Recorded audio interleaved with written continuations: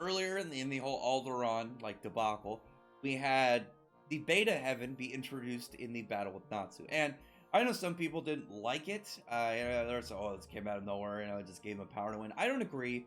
The reason I said is I think it was partially foreshadowed with future Lucy died. We saw the Golden Plains, and when we saw when Makarov came back and said Seraph, the afterlife, and Beta Heaven is weird because it's like this in between state of living and dead. It's like a limbo state, pretty much.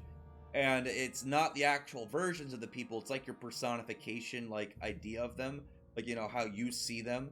And Natsu, even like people he never really met, like Layla or Jude, even though because they're important to Lucy, Lucy's important to Natsu. He knows about their deaths and how they affected her.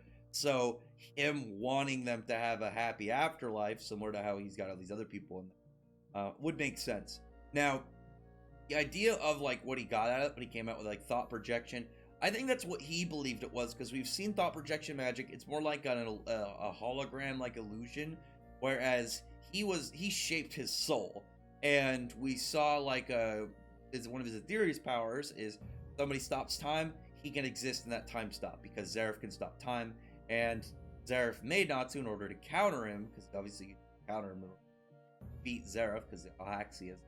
So in one of the powers we saw, like when he first describes how the Curse of Ank'Sharam works, it says that it pretty much steals people's souls. It takes souls from their bodies while killing them.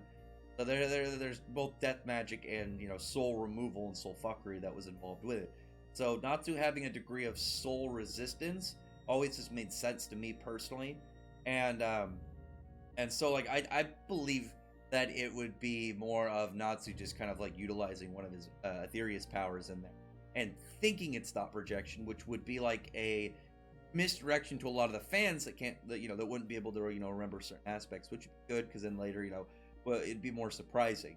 Not me, who's always theorizing. He's got a tinfoil hat on, always trying to like formulate stuff in the how does this relate to other things, kind of like madness.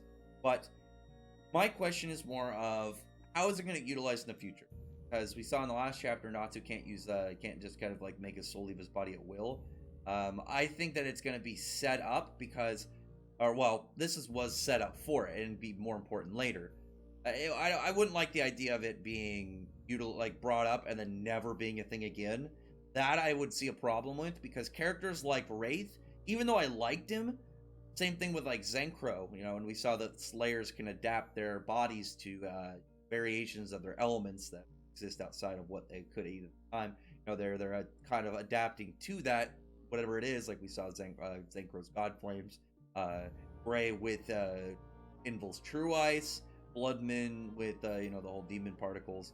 But from that, it was all set up similar to with Wraith establishing Beta Heaven, and Zenkro getting established. The Slayers can adapt their body. It's those more minor characters that you want to use stuff like this to establish, because then you could build it up to fight the bigger characters, and it's not as boringly straightforward as in between arcs. Oh, I found something. Oh no, it happened as a surprise, and it was a really interesting way to turn to fight.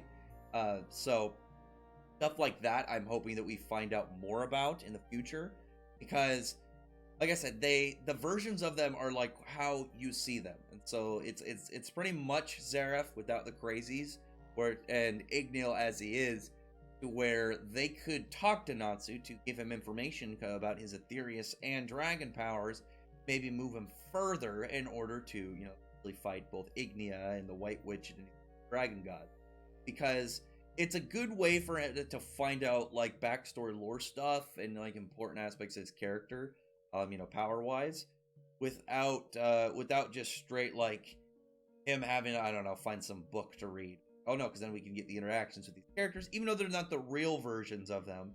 It is, it's a well of information you can really get, and I do really like that. I'm hoping that ends up becoming thing, and we find out more about the Beta Heaven and the way that Mishima plans to like relate it into the story beyond this point. In the next start, maybe we'll know something, maybe or we'll see Alderaan, because of his ability to read hearts, will somehow relate to it. Other than that, comment below, tell me your thoughts are about this, because it's one of those things that it holds a lot of potential, not just for Natsu, but relatively any character. I mean, he's got one of the better advantages for having, you know, a character as knowledgeable of magic like Seraph, or as somebody as old and like with a lot of knowledge and just general wisdom like Igneel, that they can, you know, he can get a lot out of it and progress further in like his personal character, in his power set, and his abilities. So over to that. I actually would really like to see one where he talks to Layla and Jude, and maybe they say something about really cool. I wonder if, like, in the idea of Beta Heaven, even though Natsu didn't know them, because it's like them as he perceives them. So maybe I wonder if they would know stuff like that their alive bodies would, but only because of this weird conceptual thing, Beta Heaven, that they know their normal stuff, even though Natsu doesn't know them. It's weird. Other than that, comment below, thumbs up the video, friend the like button, subscribe button, and check out my other videos. But I appreciate it. Subscribed, and I thank you all for listening.